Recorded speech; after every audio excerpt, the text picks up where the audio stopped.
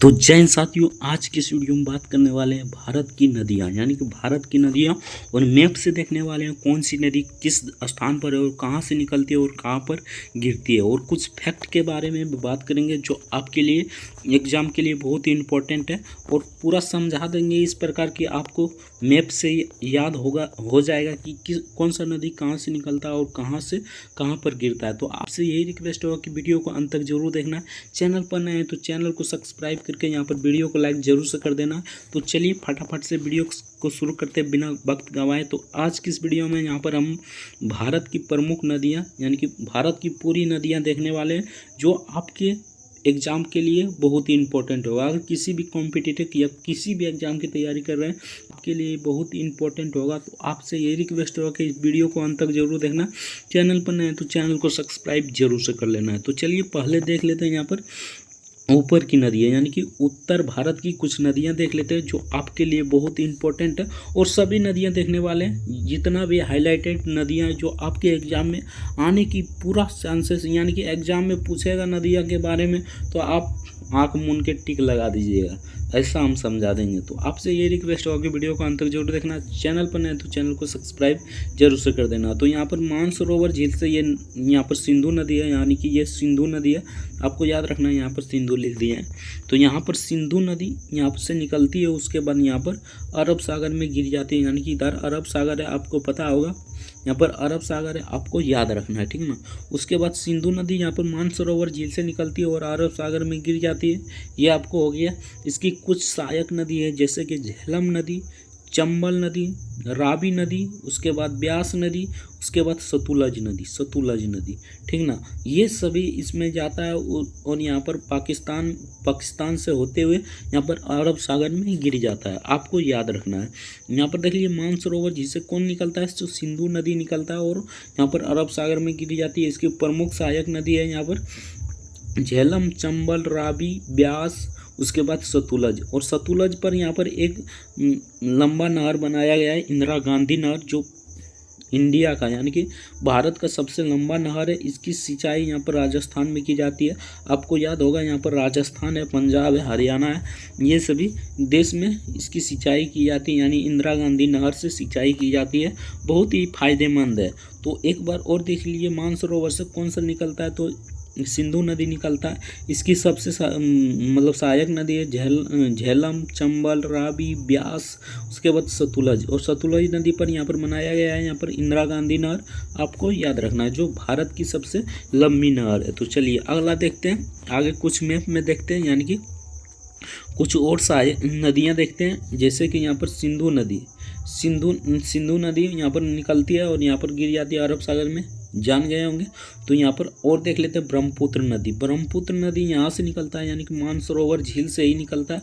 उसके बाद पूर्वी भारत से होते हुए, यानी असम, मेघालय, त्रिपुरा, मिजोरम, ये पूर्वी भारत से होते हुए यहाँ पर, उसके बाद यहाँ पर बांग्लादेश में यहाँ पर गंगा से मिल जाते हैं, यानी बांग्लादेश में गंगा से मिल जाती है। उसके बाद ये बंगाल की खाड़ी में गिर जाती है, और बंगाल की खाड़ी में जब दोनों मिलता है तो उसे मेघना कहा जाता है, आपको याद रखना है। और यहाँ पर एक डेल्टा बनाता है जिसे सुंदरबन डेल्टा कहते हैं। उसके बाद देख लीजिए गंगा नदी, तो गंगा नदी यहाँ से निकलती है, यानी गंगोत्री से गंगा नदी निकलती है। उसके बाद यहाँ से होते हुए बिहार होते हुए, उसके बाद यहाँ पर मतलब ये बांग्लादेश में प्रवेश करती है, तो इसे नाम दिया जाता है पद्मा, इसे पद्मा नाम दिया जाता है, आपको याद रखना है। उसके बाद यहाँ पर दोनों मतलब मिल जाता है ब्रह्मपुत्र नदी, उसके बाद गंगा नदी, तो दोनों को यहाँ पर मेघना कहा जाता है, और दोनों अरब सागर में गिर जाती है। और यहाँ पर देख लीजिए गंगा की सबसे बड़ी सहायक नदी पूछे तो ये यमुना नदी हो जाएगा, यहाँ से निकलती है और यहाँ से मतलब गंगा में मिल जाती है, यहाँ पर गंगा में मिल जाती है। तो गंगा की सबसे बड़ी सहायक नदी पूछे तो यमुना नदी हो जाएगा। इसकी कुछ छोटी छोटी सहायक नदी है, जैसे कि यहाँ पर बिहार है ना। अगर बिहार के कोई एग्जाम की तैयारी कर रहे हैं तो बिहार में एक क्वेश्चन हाईलाइटेड है जो पूछा जाता है कि बिहार का शोक जिसे कहा जाता है, तो कौन सी नदी का कहा जाता है, और ये भी गंगा नदी में मिलती है, यहाँ पर गंगा नदी में मिल जाती है। तो चलिए आगे देखते हैं, एक बार रिवाइज कर लीजिएगा। यहाँ पर देख लीजिए यहाँ पर ब्रह्मपुत्र नदी मानसरोवर झील से निकल निकलती है। उसके बाद पूर्वी भारत होते हुए यानी कि चाइना होते हुए, पूर्वी भारत होते हुए और यहाँ पर बांग्लादेश होते हुए यहाँ पर गिर जाती है। कहाँ पर? तो बंगाल की खाड़ी में, बंगाल खाड़ी की खाड़ी में गिर जाती है। उसके बाद यहाँ पर देख लीजिए गंगा नदी, गंगा नदी गंगोत्री से निकलती है। उसके बाद यहाँ से होते हुए बिहार होते हुए और बांग्लादेश होते हुए यहाँ पर बांग्लादेश में जब आता है ये तो इसे पद्मा नाम दिया जाता है, यानी पद्मा नाम से पुकारा जाता है गंगा नदी को। उसके बाद यहाँ पर अरब सागर में गिर जाती है और दोनों जब मुहाना करती है यहाँ पर देखिए तो मेघना कहा जाता है, यानी दोनों जहाँ पर मिलता है नदी, ब्रह्मपुत्र नदी और गंगा नदी जहाँ पर मिलता है उसे मेघना कहा जाता है, यानी उसे मेघना कहा जाता है। आपको याद रखना है। और यहाँ पर पूछ ले तो गंगा की सबसे बड़ी सहायक नदी कौन सी है? तो यमुना नदी है, आपको याद रखना है। आगे देखते हैं, आगे कुछ प्रमुख नदियाँ देख लेते हैं। जैसे कि यहाँ पर अमरकंटक से 3 नदी निकलती है। यहाँ पर देख लीजिए अमरकंटक यहाँ पर हो जाएगा। आप लोग यहाँ पर याद रखना अमरकंटक से 3 नदी निकलती है। एक इधर सोन नदी जो यहाँ पर मिल जाती है। कहाँ पर? तो यहाँ पर देख लीजिए ये मिल जाते हैं यहाँ पर गंगा नदी में। सोन नदी जो गंगा नदी में मिल जाती है, यहाँ पर अमरकंटक है। और एक इधर चल जाता है महानदी, ये अरब सागर में गिर जाती, बंगाल की खाड़ी में गिर जाती है, ये बंगाल की खाड़ी में गिर जाती है। और नर्मदा नदी जो इधर से होती है मध्य प्रदेश और इधर से होते हुए ये अरब सागर में गिर जाती है, अरब सागर है। उसके बाद यहाँ पर देख लीजिए सोन नदी ये यहाँ पर गंगा नदी में मिल जाती है, आपको याद ही होगा। उसके बाद यहाँ पर देख लीजिए महानदी पर एक बांध है, हीराकुंड बांध, जो भारत की लंबा बांध है, भारत का सबसे लंबा बांध हीराकुंड बांध है। आप सभी जानते होंगे, अगर नहीं जानते होंगे तो जान लीजिए। हीराकुंड बांध सबसे लंबा बांध है जो महानदी पर स्थित है। और कहाँ पर स्थित है ये? तो उड़ीसा में स्थित है, आपको याद रखना है। उसके बाद देख लीजिए ताप्ती नदी, ताप्ती नदी है अरब सागर में गिर जाती है, यानी कि ताप्ती नदी यहाँ से निकलती है और अरब सागर में गिर जाती है। 2 नदी ऐसी है जो पूरब से पश्चिम की, यानी दक्षिण भारत में 2 नदी ऐसी है जो पूरब से पश्चिम की ओर बहती है। यहाँ पर देखिए सरल नदी यहाँ पर पश्चिम से पूरब की ओर बढ़ रहा है, लेकिन यहाँ पर इधर पूरब हो जाएगा, इसमें हो जाएगा इधर पूरब, इधर पश्चिम, इधर उत्तर, इधर दक्षिण। आपको नहीं याद होगा तो हम याद दिला देते हैं, ठीक ना। तो यहाँ पर अमरकंटक से निकलती है और इधर गिर जाती है। कहाँ पर? अरब सागर में। तो ये पूरब से यहाँ पर पश्चिम की ओर बढ़ रही है 2 नदी। जो दक्षिण भारत की पूछ ले कि कौन सी नदी है जो पूरब से पश्चिम की ओर बहती है दक्षिण भारत की, तो या तो नर्मदा होगा या तो ताप्ती होगा, आपको याद रखना है। आगे देख लेते हैं। आगे यहाँ पर 3 नदी और है, गोदावरी, कृष्णा, कावेरी, यानी गोदावरी, कृष्णा, कावेरी, ये तीनों यहाँ पर गिर जाती है बंगाल की खाड़ी में। और यहाँ पर एक डेल्टा बनाता है, यहाँ पर एक डेल्टा बना देता है तीनों, यानी कि जो मट्टी इधर से काट छोट कर आता है और यहाँ पर जमा कर देता है। तो आपको ये भी याद रखना है, यहाँ पर डेल्टा बनाती है कौन सी नदी? तो गोदावरी, कृष्ण, कावेरी। तो आपको ये भी आपको याद रखना है। आगे देख लेते हैं। तो आगे यहाँ पर मतलब कुछ फैक्ट है। उससे पहले यहाँ पर देख लीजिए एक तो बहुत इंपॉर्टेंट है लूनी नदी। लूनी नदी हर एक एग्जाम में पूछा जाता है। कौन सी ऐसी नदी है जो कच्छ के रण में गायब हो जाता है, यानी कि कौन सी ऐसी नदी है जो भारत में ही निकलती है और भारत में ही गायब हो जाती है, कोई महासागर में नहीं गिरती है।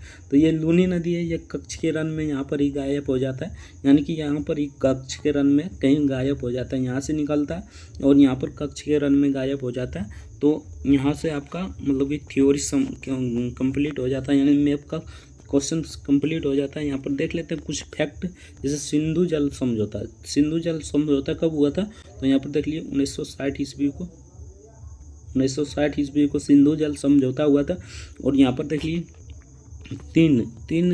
तीन नदी, जैसे कि ऊपर से 3 नदी दे लीजिए। यहाँ पर देखिए जैसे हो गया सिंधु, झेलम और चंबल, 3 नदी है, सिंधु, झेलम और चंबल। ये तीनों नदी का पानी पीओके यानी कि पाकिस्तान यहाँ पर 80% उपयोग करेगा और इंडिया यहाँ पर 20% इसका उपयोग करेगा। और नीचे का 3 नदी जैसे कि रावी, ब्यास और सतलुज, ये 3 नदी है, इसका मतलब कि 80% भारत यूज करेगा और यहाँ पर 20% पाकिस्तान यूज करेगा। वही लिखे हैं यहाँ पर देख लीजिए ऊपर से 3 नदी, यानी कि जैसे कि सिंधु, झेलम, चिनाब, यानी यहाँ पर है सिंधु, झेलम, चिनाब, ये 80% पीओके यानी पाकिस्तान उपयोग करेगा, 20% इंडिया उपयोग करेगा। उसके बाद यहाँ पर देखिए रावी, ब्यास, सतलज यानी नीचे का 3 नदी जो है रावी, ब्यास और सतलज, ये 80% इंडिया यूज करेगा यानी कि इंडियन, और 20% पीओके यानी पाकिस्तान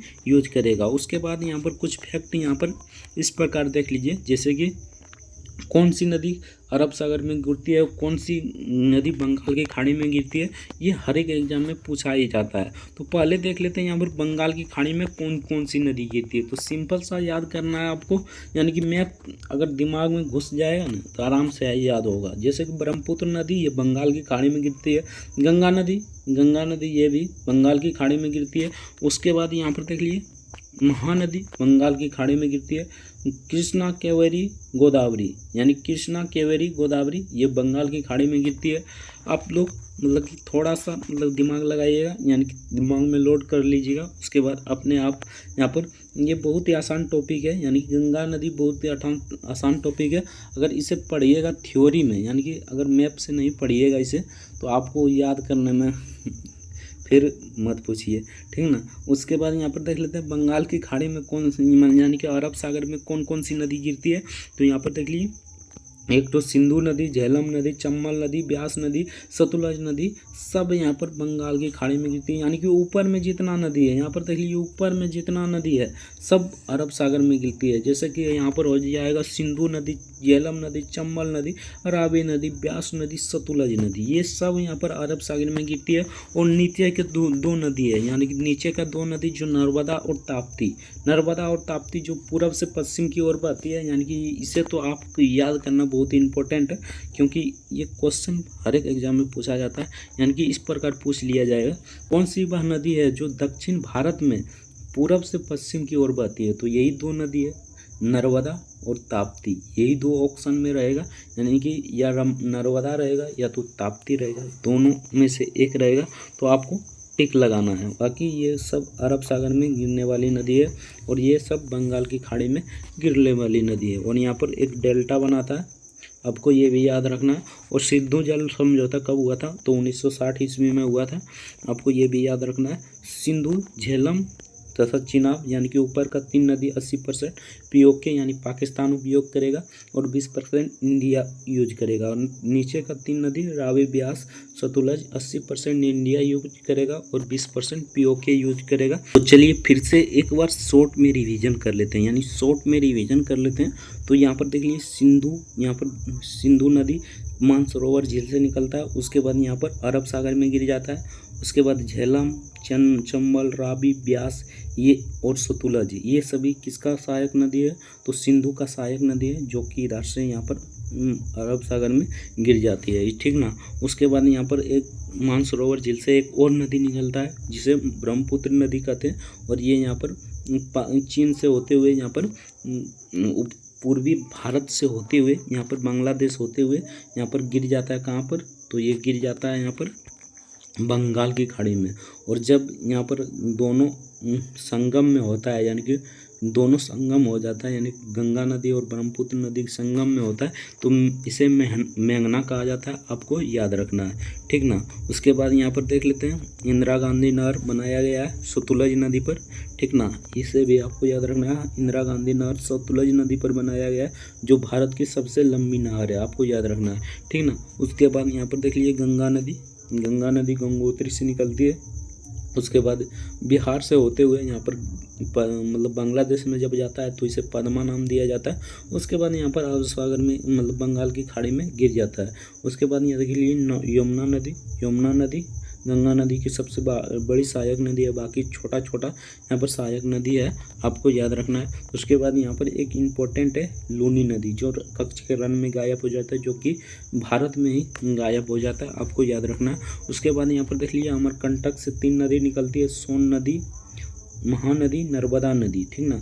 और महानदी पर यहाँ पर हीराकुंड बांध है, जो भारत की सबसे लंबा बांध है हीराकुंड बांध, और ये उड़ीसा में स्थित है, आपको याद रखना है, ठीक ना। उसके बाद ताप्ती नदी अरब सागर में गिर जाती है। पूर्वी भारत यानी पूरब से पश्चिम की ओर दक्षिण भारत की सबसे मतलब बहने वाली कौन सी नदी है, तो पूरब से पश्चिम की ओर दक्षिण भारत की बहने वाली नदी नर्मदा और ताप्ती है, आपको याद रखना है, दोनों इंपॉर्टेंट है।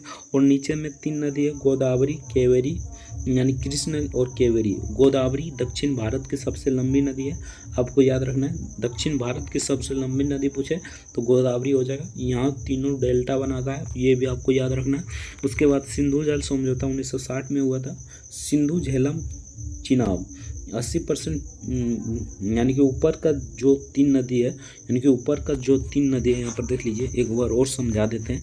ऊपर का जो 3 नदी है, सिंधु, उसके बाद झेलम, उसके बाद चंबल, 80% यहाँ पर पानी का उपयोग करेगा कौन, तो यहाँ पर पाकिस्तान 80% पाकिस्तान यूज करेगा, और यहाँ पर 20% इंडिया यूज करेगा, आपको याद रखना है, इंडिया यूज करेगा।